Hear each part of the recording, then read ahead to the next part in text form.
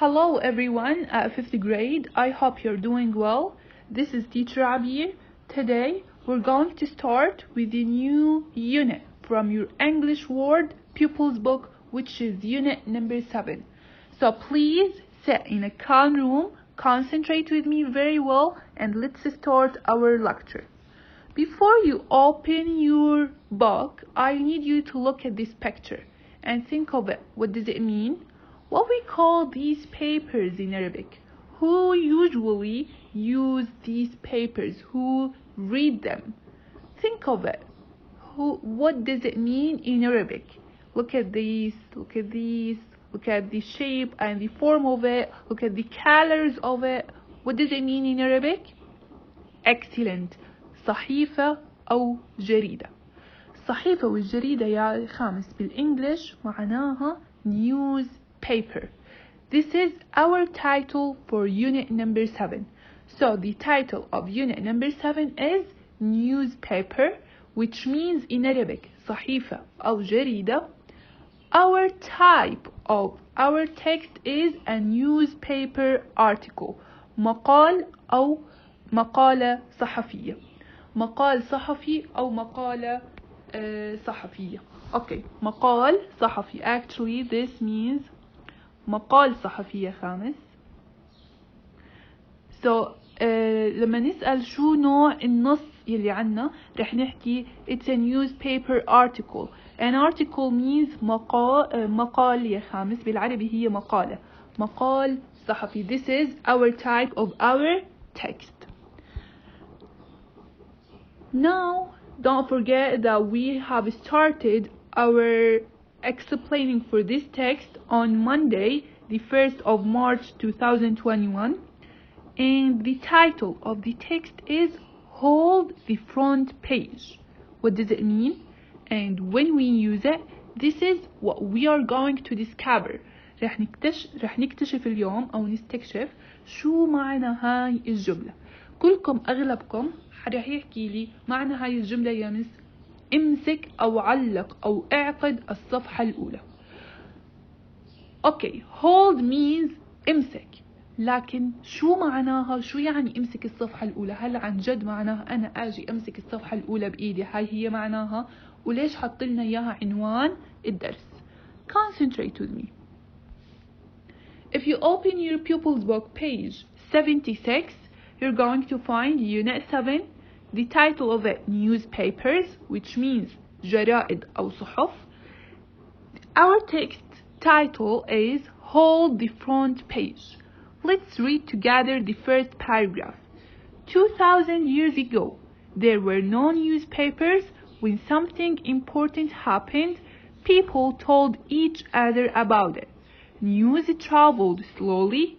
Sometimes it was weeks before people heard about battle or the death of a king. So, in this page, you're going to know the history of a newspaper.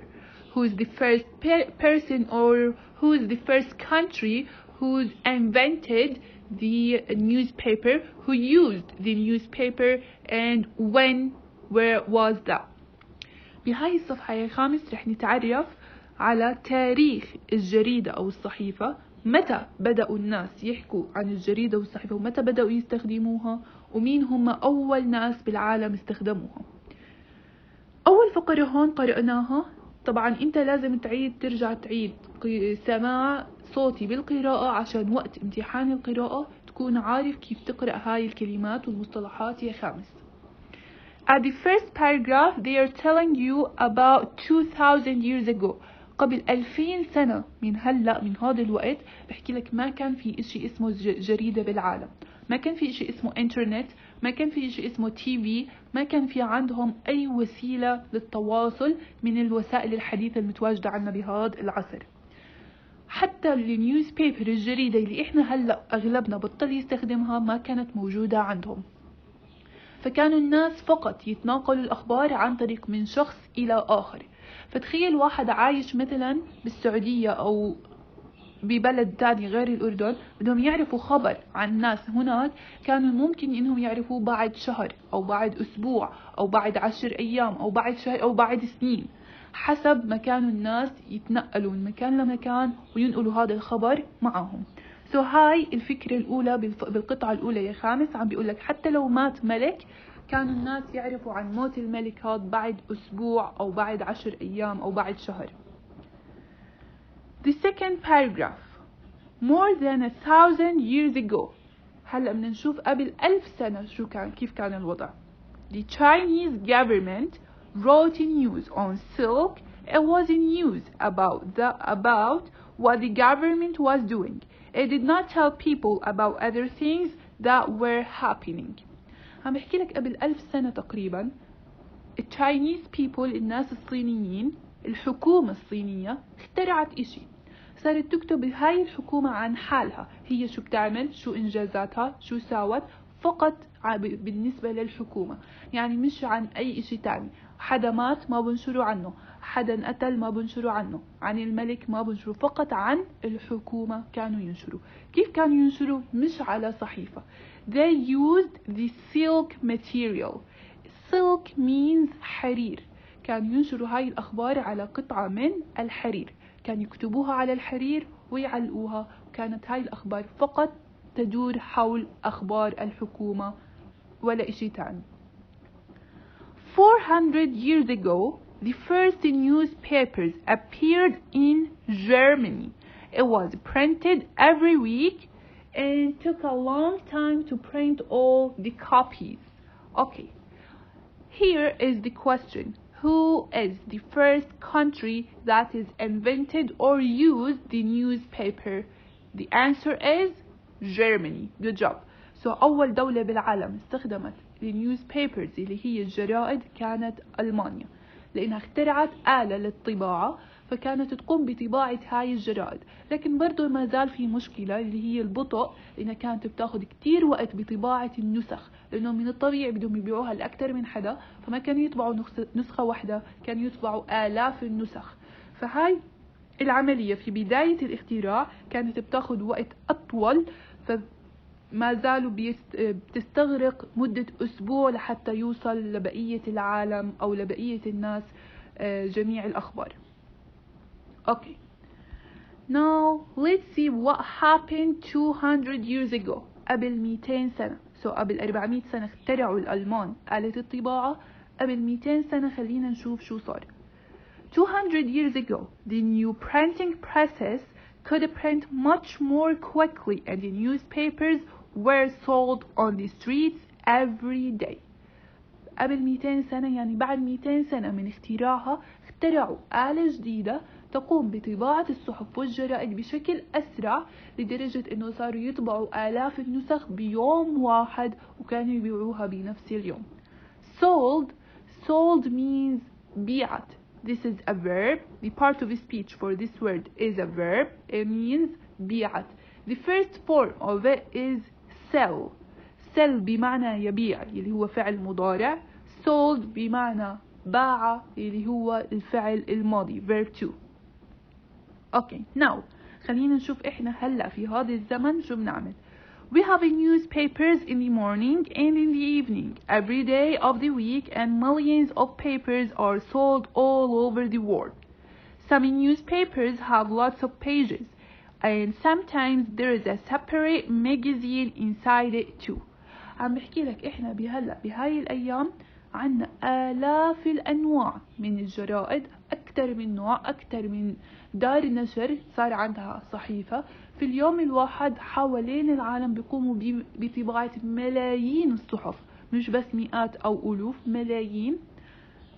برضه بيقوموا بطباعة صحيفة للنهار وصحيفة للمساء. في أخبار عنا بتيجي بالصبح بنشروها على طول بنفس اللحظة، في أخبار بتوصل للمساء بنشروها بنفس اللحظة بصحيفة جديدة. احنا وصلنا لهاي الدرجة من التطور. وعم بحكي لك انه بعض الصحف ممكن تلاقي جواها ماجازين منفصلة. separate معناها منفصلة. magazine معناها مجلة. خامس، مين يحكي لي الفرق ما بين مجلة ما بين الجريدة؟ فكروا فيها شوي. السؤال what is the difference between the magazine and the newspaper? Good job. magazine هي مجلة عبارة عن مجموعة ورق مليانة صور ملونة عم تحكي عن دعاية لشيء معين. أما الجريدة عبارة عن أخبار مهمة للعالم، لونها فقط بالأبيض والأسود and that's it. Okay.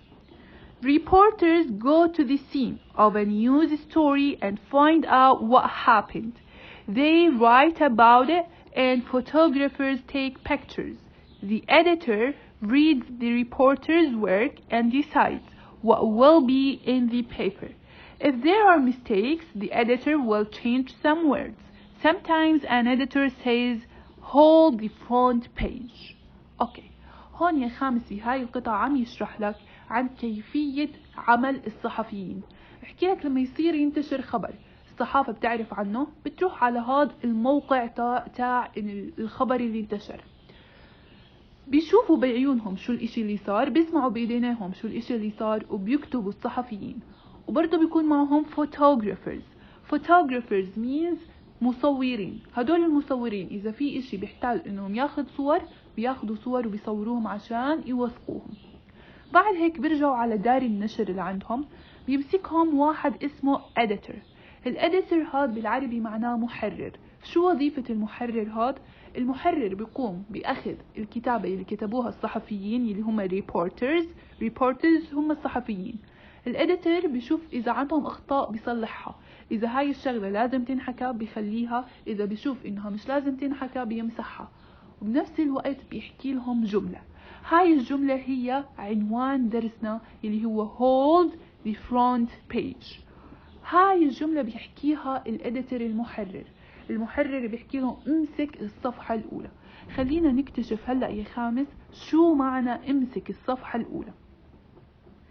This means a story is very good and will appear on the front page instead of anything else or instead something else.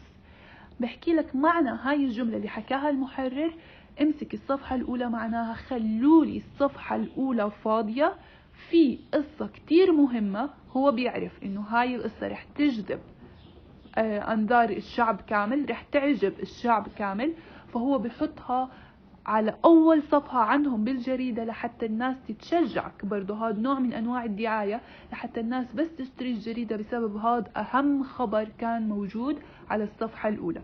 مرة تانية لما تسمع واحد بيحكي hold the front page، اعرف إنه هو عم يحكي عن الصحيفة أو الجريدة، إنه في خبر كتير مهم رح يلفت أنظار الجميع، فبده يترك الصفحة الأولى فاضية ما حدا يكتب عليها أي إشي لأنهم بدهم يحطوا هذا الخبر عليها.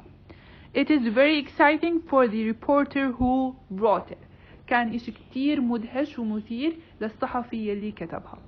The story on the next page was written by a young reporter. It's a front page news. عم بحكي لك القصة اللي هلأ رح تقرأها بالصفحة الثانية الموجودة عندك page 77. هاي القصة كتبها صحفي صغير وهي front page news. هي كانت أول صفحة على جريدة الأخبار. يعني هاي القصة حكالها الإديتور hold the front page. Here are some meanings. These are nouns, adjectives, adverbs, and the verbs. Please write them in a good handwriting on your notebook and memorize them. اكتبوهم بخط واضح ومرتب زائد حفظهم يا خامس. 2.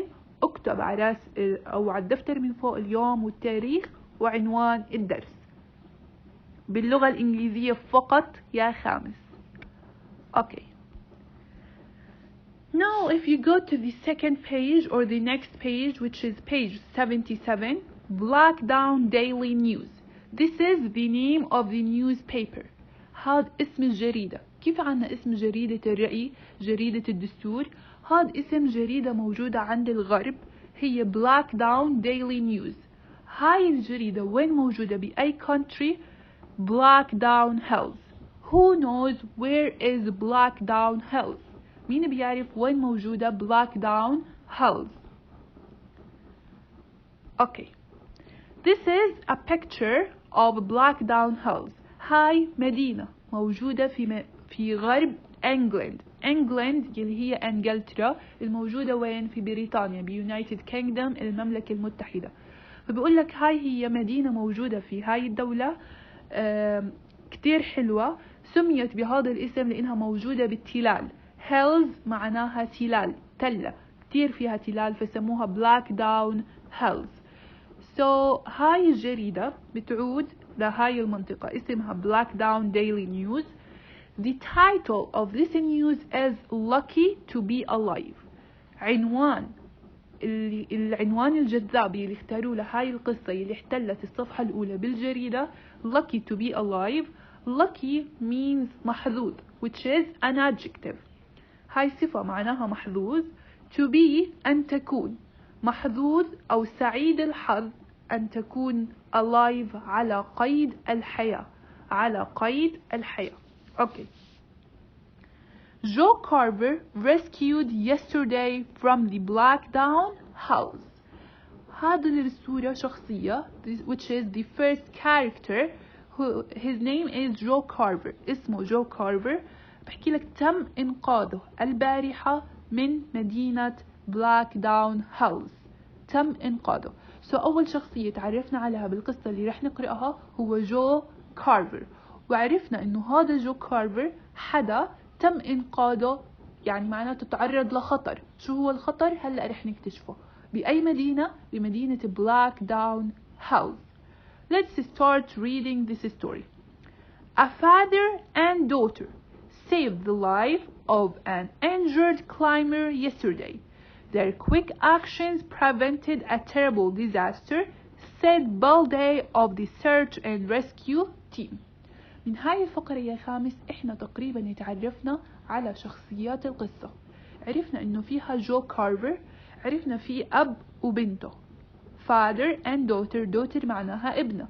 في والد وبنته موجودين في هذا المكان، هم يلي أنقذوا حياة هذا الشخص اللي اسمه جو كارفر.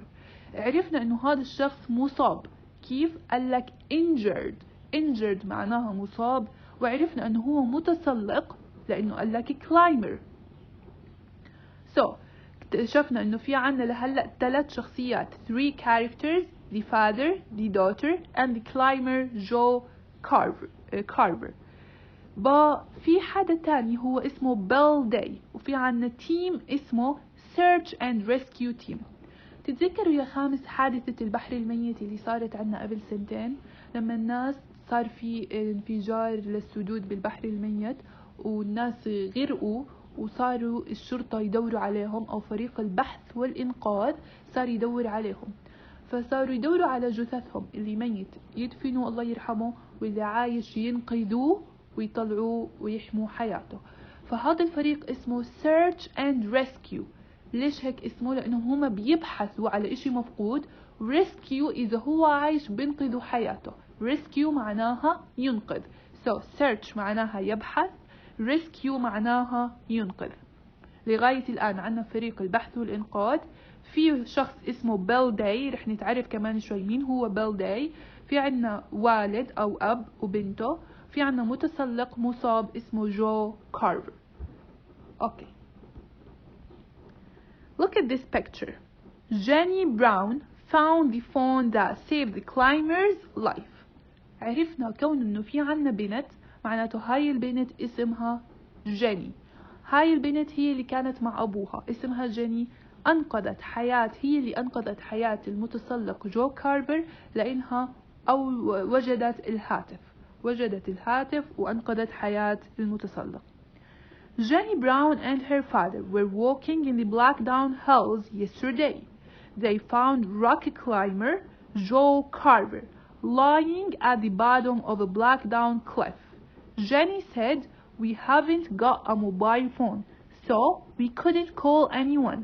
The man was unconscious and he had bad injuries."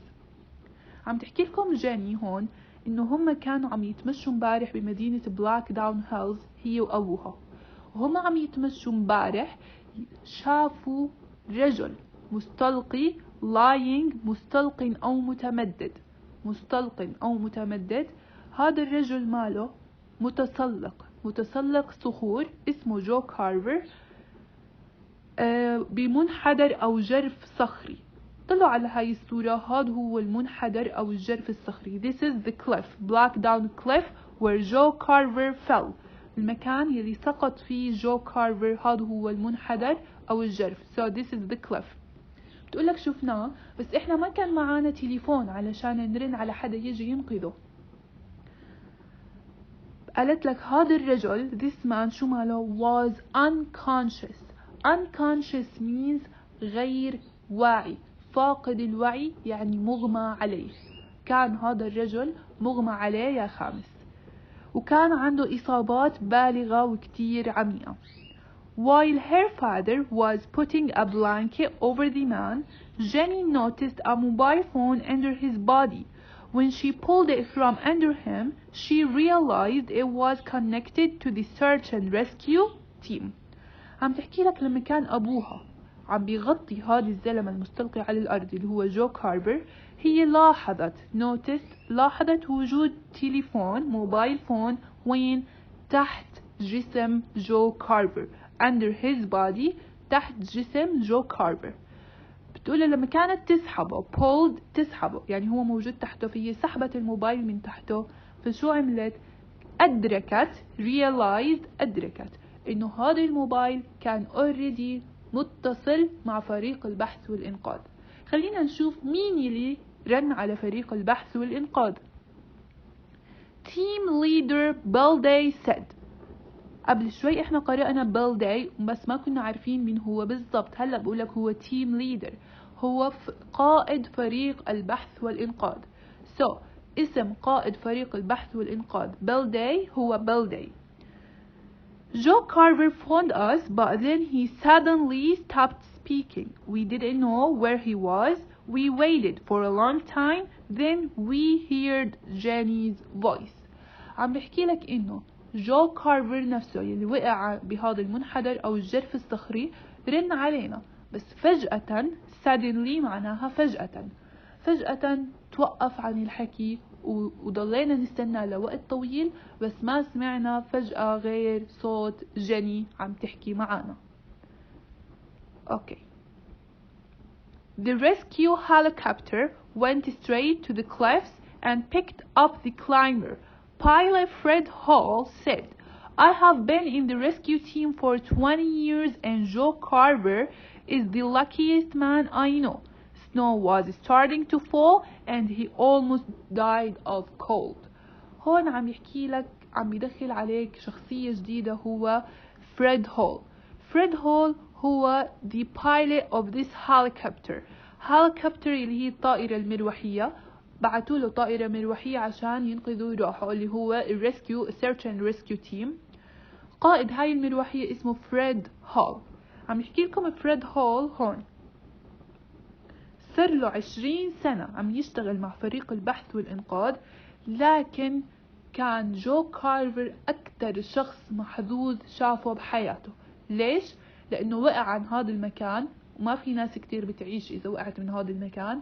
2 كان الجو مبلش التلج، كان التلج عم ينزل، فهو لو ما مات من كتر جروحه ومن كتر الكسور اللي فيه كان رح يموت بسبب البرد، لكنه ما زال على قيد الحياة. So he's really lucky. هو عن جد محظوظ. Last night, Joe Carver was recovering in hospital. He said, I have climbed mountains since 2001. I have never fallen before, but I won't climb alone next time. هون عم بيقول لك إنه ليلة الأمس امبارح جو كارفر recovering، صحي، تعافى، رجعت له حياته، تشافى. فحكى إنه أنا صار لي عم بتسلق هاي الجبال من سنة 2001، عمري ما وقعت قبل هاي المرة، بس بسبب هاي الوقعة علمتني إنه ما أروح أتسلق مرة تانية لحالي. كانت العبرة لجو كارفر إنه لما يرجع يتسلق مرة تانية ما يروح لحاله، ياخد حدا معه لحتى يساعده. And this is the end of our story. We have another meanings, so please write them down on your notebook in a good handwriting. Memorize them very well. And that's it for our lecture. Thank you for listening and see you again. Bye bye.